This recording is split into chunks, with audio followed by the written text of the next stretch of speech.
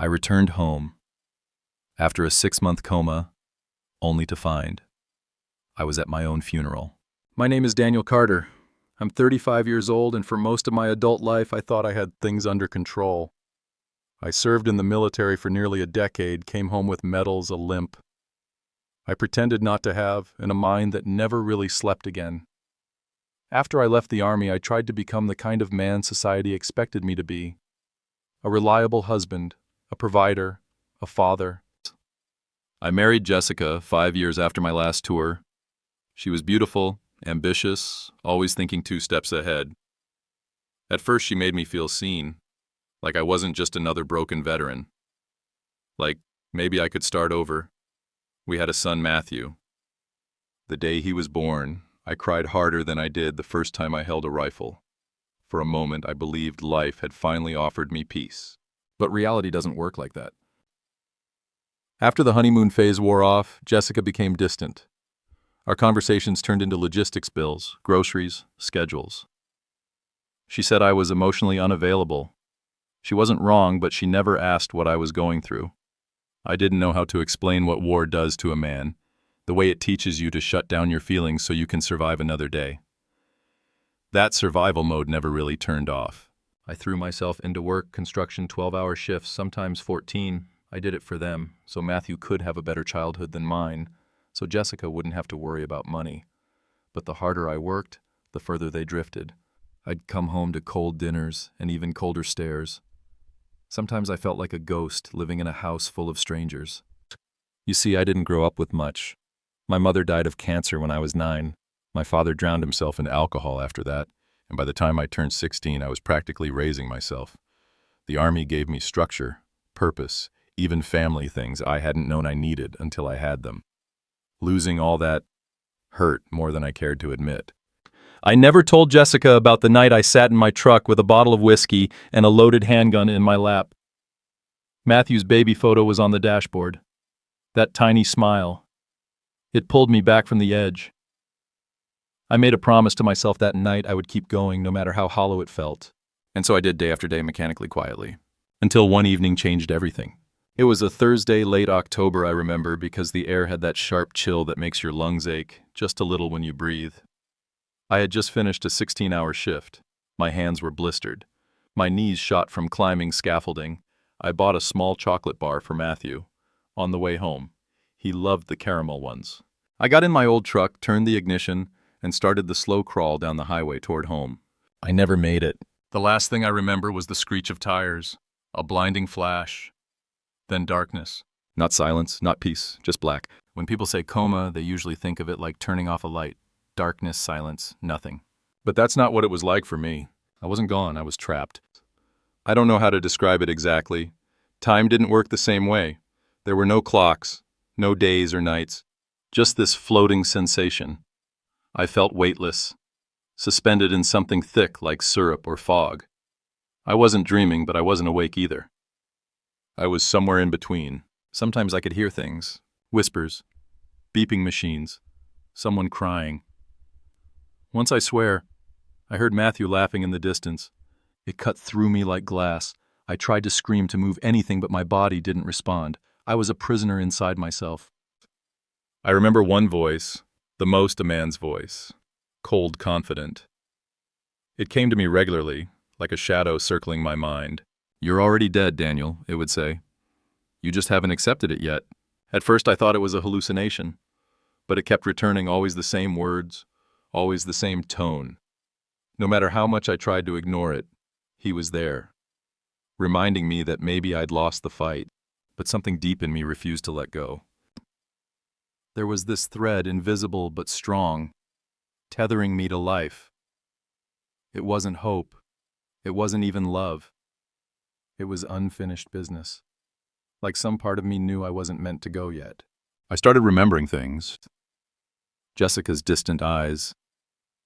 The way Matthew used to run into my arms when I came home. The smell of sawdust on my clothes. The warmth of the sun hitting the kitchen window every morning. These tiny fragments of real life became my anchors. And then one day, I felt something different. It was pain, sharp, real, raw. My chest burned. My throat itched.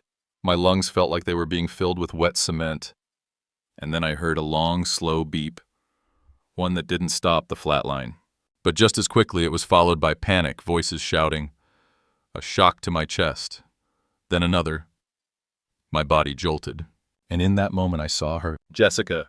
She was standing at the foot of the hospital bed, not crying but watching, silent, almost waiting. I wanted to call out to her to tell her I was still here, that I was fighting, but she turned away. And then I woke up. It wasn't like the movies, no dramatic gasp, no sudden clarity. Just my eyelids cracking open like rusted doors, a blinding white ceiling, a low humming sound, and pain everywhere. A nurse ran in and yelled for a doctor. I blinked once. Twice. My tongue was dry, my muscles were limp, but I was alive.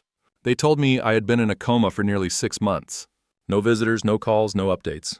They said the hospital had tried to contact my emergency contact several times, but the number was disconnected. Eventually, I was listed as an unidentified John Doe despite the dog tag still around my neck. They said someone filed a presumed death report for me, but it hadn't been confirmed. I wasn't dead, but I wasn't really alive in the eyes of the world either. I had returned from war, rebuilt my life, survived poverty, betrayal and battle, only to almost be erased by silence. The doctor said my recovery would be long. They had no idea that this was the easy part. What was waiting for me out there would make this hospital bed feel like paradise. They discharged me from the hospital 2 weeks after I woke up. No family to pick me up, no ride home. Just a cheap duffel bag with some donated clothes, a pair of worn-out boots, and a prescription for painkillers I couldn't afford to fill.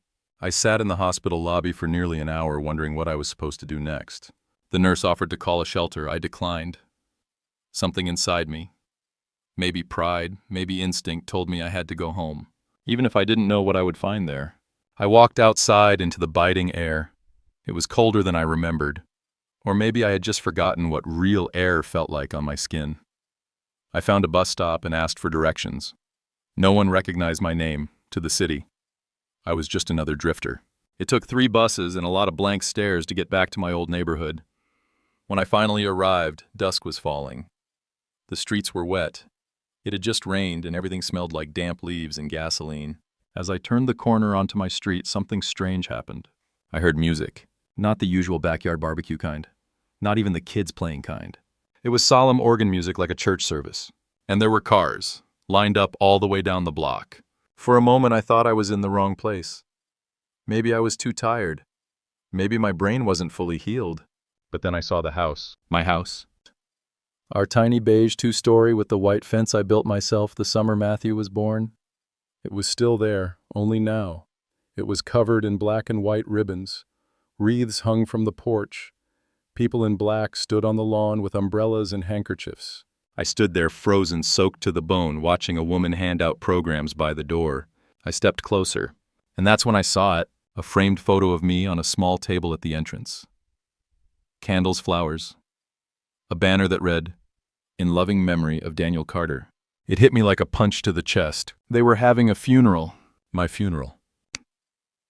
I don't remember walking up the steps. My legs moved on their own. People turned to look at me, at first confused, then pale, then terrified. One woman screamed. Another dropped her glass. Someone said, "Is this a joke?" I pushed through the crowd, trying to breathe. I looked around for Jessica, and then I saw her. She was sitting on the couch, dressed in black, holding Matthew in her arms like a grieving widow from a movie scene. Her eyes met mine, and I'll never forget the look on her face. It wasn't shock. It wasn't relief. It was fear, like I had ruined something. She stood slowly whispering something to the man next to her, a man I didn't recognize. He had his arm around her like he belonged there. Matthew looked up at me. His mouth opened, but no sound came out, just confusion. I took a step forward. "Jess," I croaked. My voice was raw from disuse. "What's going on?" She didn't answer. No one did. The room was dead silent, no pun intended. Then an older man I barely remembered from Jessica's side of the family pointed at me and shouted, "This is sick! Whoever you are, get the hell out! You don't belong here!" I opened my mouth to speak, but someone shoved me back. Another hand grabbed my shoulder. I stumbled. It was chaos. In the distance, I heard someone call the police. I stood there in the middle of my own living room, soaking wet, barely able to stand, and realized No one believed I was me. The cops showed up 20 minutes later. They asked for my ID. I didn't have one.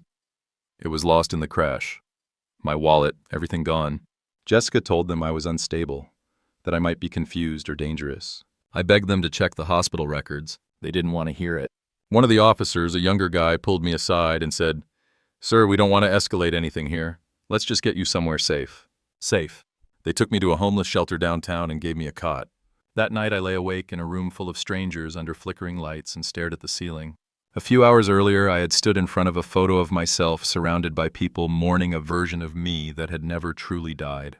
Now I was alive, but completely erased. And for the first time since waking up, I wasn't sure that was a good thing. The next morning, I walked to the local police station. It was raining again. Fitting, I thought. Like the world was trying to wash away the version of me that ever existed. I asked to speak with the officer in charge from the night before. I gave them my name, my social security number, the name of the hospital I had just left. They looked at me the way you'd look at a man claiming to be Elvis. "Sir, according to our records," the clerk told me, typing on a dusty keyboard, "Daniel Carter was declared presumed dead 6 months ago." "No," next of kin responded. "The case was closed. I'm afraid there's no open investigation." "I'm not a case," I said. "I'm a person." She blinked. "Do you have any ID?" "No, I was in a coma. Everything was lost in the crash." "Right," she said, clearly not believing me. They offered to take my fingerprints just to verify. I agreed. It took 3 days.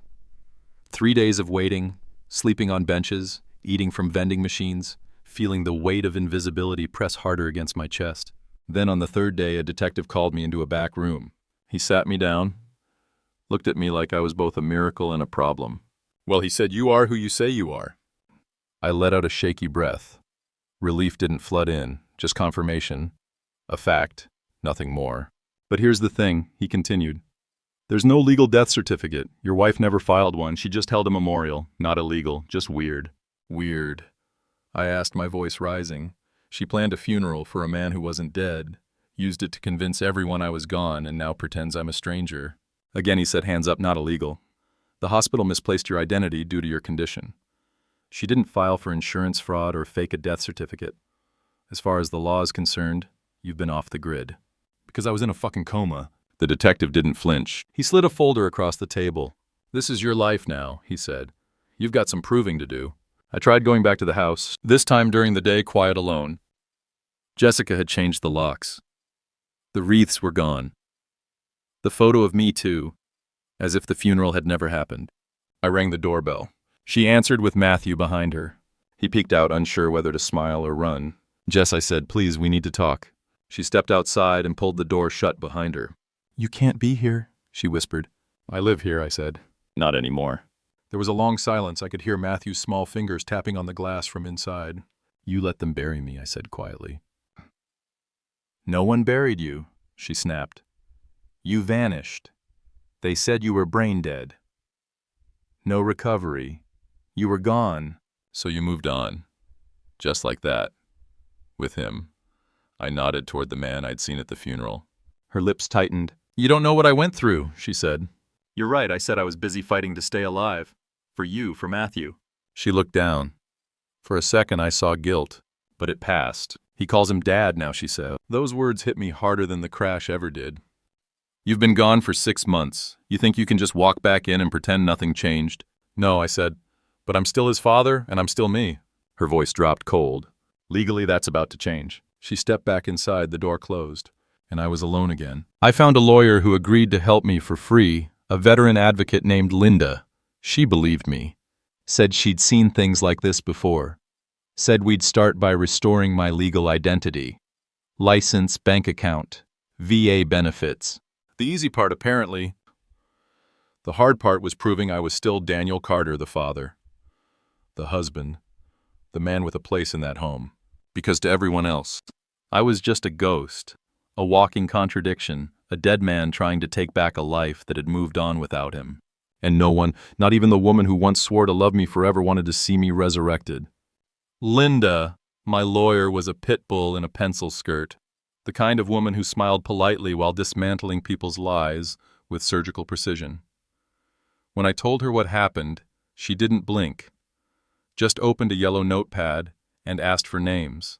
We started digging, and what we found made my blood run cold. First came the property records. 2 months after my accident, Jessica had transferred the deed of our home to her name only. Not jointly, not temporarily, solely hers. She claimed I was mentally incapacitated, backed by a letter from a doctor, one who had never treated me. The letter said I had no chance of recovery, no brain activity, and that keeping me on life support was cruel. It was a lie. The doctor had since moved state's no forwarding address. Next came the insurance. Jessica had filed a claim on my life insurance, $150,000. But here's the twist, she didn't complete it. She started the process, submitted hospital documentation, but never finalized the claim. Why? Because she didn't want to officially declare me dead. That would involve scrutiny. Instead, she organized a memorial and made it appear like the community had lost me while legally keeping the paperwork ambiguous. She was living off sympathy and setting the stage to wipe me clean slowly. And then we found him, Michael West, the man from the funeral, the one who put his arm around her. He wasn't just a friend. He was a co-worker from Jessica's office, an IT manager with a sleazy divorce history, and a suspiciously rapid move into my house. He had moved in 3 months after my accident. 3. Not even a full grieving period. They'd gone on vacation to Florida together with Matthew. Jessica had told neighbors she needed to clear her mind. She used my remaining savings to pay for it. I saw the receipts. And it got worse. Linda found emails, backups on an old shared cloud account that Jessica forgot to delete. In them, she wrote to Michael before the crash. Flirtatious, borderline, explicit messages that clearly stated, "I wish I didn't have to wait for the perfect exit from all of this." An exit. And then I remembered something. The night of the crash, Jessica had called me twice before it happened. I didn't answer. I was tired driving, but she never called that late. Was that timing? A coincidence? We requested the police report again. There had been no other vehicle found at the scene, no witnesses, just skid marks, and my truck flipped into a ravine. Could someone have run me off the road? The report was inconclusive, but the timing felt poisoned. One evening I sat outside the shelter with the documents spread across my lap. The lawyer's voice still rang in my ears. She didn't just move on. She erased you. She wanted your life without you in it. The pain was no longer grief. It was rage, clean, quiet, focused. I went back to the house one last time, not to confront, but to confirm. Matthew was playing in the yard. When he saw me, he didn't run. He didn't hide. He looked unsure. I smiled and knelt down. "Hey, buddy," I said softly. He stepped closer, looked me in the eye. "Are you my dad?" he asked. Tears welled in my eyes. "Yes," I whispered. "I am." Jessica came out then, voice sharp. "Get away from him." I stood. She froze when she saw the folder in my hand. I know everything I said, every dollar, every lie, every email. She opened her mouth, but no sound came out. I didn't yell, I didn't curse. I just said, "See you in court." That night I slept on a cot in the shelter hallway. But for the first time in 6 months, I slept without nightmares. After all the papers were filed, all the evidence collected, I should have felt victorious, but I didn't. I felt empty. I wasn't angry anymore, just tired. The kind of tired that doesn't go away with sleep. The kind of tired that comes from being erased and then forced to claw your way back into a world that forgot your name. The nights were the worst. I'd lie on that thin cot at the shelter, staring at the ceiling fan spin, asking myself the same question over and over again. Why did I fight so hard to live? Jessica didn't want me back. My son barely remembered me. The people I once called neighbors crossed the street when they saw me now, as if death had stained me somehow. For a moment I thought about leaving the city entirely, changing my name, starting fresh in some small town where no one had ever heard of Daniel Carter. But then fate sent me a hand. His name was Jacob Mendez, a guy I served with in Afghanistan. We hadn't spoken in years. He found out I was alive through a news piece Linda helped push out veteran wakes from 6-month coma returns to discover his own funeral. He showed up at the shelter, didn't say a word, just hugged me tight, like brothers do. I got a place, he said, a spare room. It's not much, but it's clean. Come stay. You're not doing this alone. I tried to decline, he didn't let me. Jacob lived in a modest apartment above a hardware store. We spent the first week drinking too much coffee, laughing at old memories and sitting in silence when the pain returned. He never pushed, never asked for explanations. He just made space for me to exist again as if I wasn't broken, as if I wasn't a ghost. A week later, he handed me a cheap secondhand laptop. "Do what you do best," he said. "What's that?" "Tell the damn truth." I stared at the screen for hours.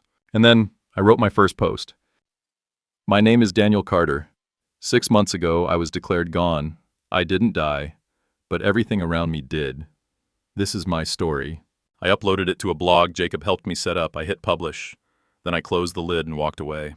The next morning, I had 247 emails. The day after that, 2,000. People from everywhere. Veterans, trauma survivors, betrayed spouses. Even total strangers wrote to me. I thought I was alone. You reminded me I'm still here.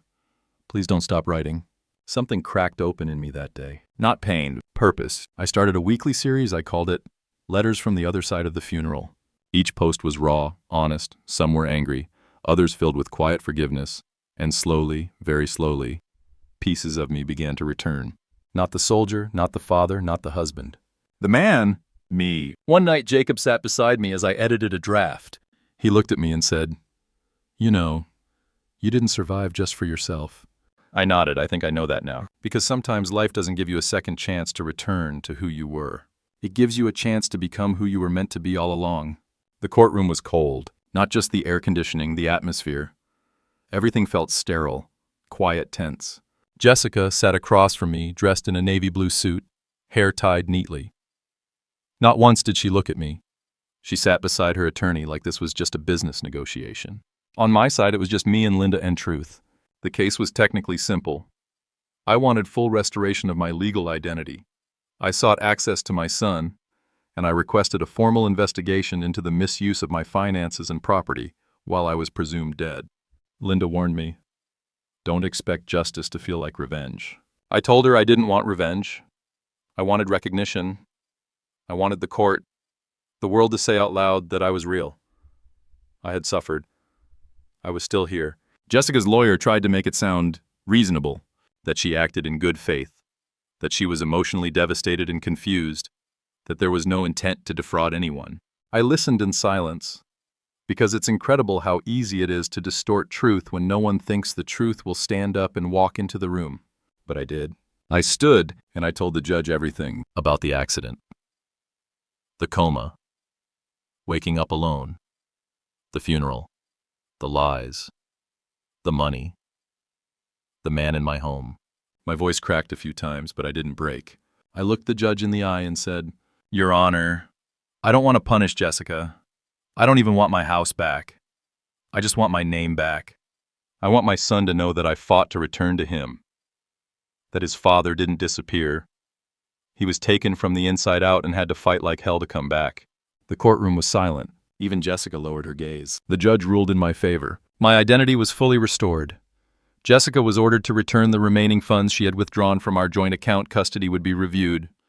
But I was granted visitation rights effective immediately. And in the final moment, the judge added something I didn't expect. He looked at Jessica and said, "What happened here may not be criminal, but it was cruel. And cruelty leaves scars that no court can erase." Outside the courthouse, I stood on the steps and took the deepest breath I had in months. Reporters waited with microphones. I ignored them. Instead, I knelt down as Matthew was led toward me by a court official. He looked unsure. "Hi," I said gently. "It's okay if you're not ready. I just wanted you to know, I never stopped thinking about you." He didn't speak, but after a moment he reached out and touched my hand. That was enough. That was everything. That night I didn't cry. Not because I wasn't emotional, but because I had already shed all the tears I had. Now there was only stillness. And in that stillness, peace. It's strange looking back now how close I came to being forgotten. How easily a name can vanish. How quickly a face can fade from photographs and memories. I used to believe survival was about staying alive. Now I know real survival is about reclaiming who you are even after the world gives up on you. Today I live in a quiet town by the coast. I rent a small cottage with peeling paint and creaky floors. Nothing fancy, but it's mine.